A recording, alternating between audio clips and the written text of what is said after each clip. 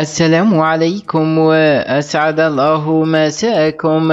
اهتزت مدينة الطاهر بولاية جيجل في الساعة الأخيرة على وقع خبر صادم وفاجأ أليمة بعد وفاة رضيعة بطريقة مأساوية ومروعة، وعلى كل الأمهات أخذ الحيطة والحذر. وهذه التفاصيل الكاملة، تابع الفيديو للأخير.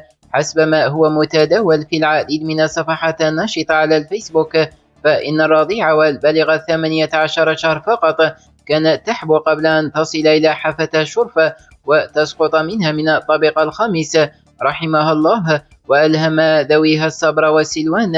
إنا لله وإنا إليه راجعون.